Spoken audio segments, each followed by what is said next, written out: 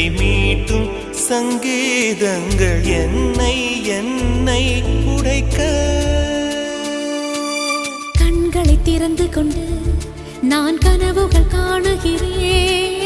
கண்களை மூடிக்கொண்டு நான் காட்சிகள் தேடுகிறேன். உன் பொன்விரல் தொடுகையிலே நான் பூவாய் மாறுகிறேன். பூமியில் நாம் வாழும் காலம் தோறும் உண்மையில் என் ஜீவன்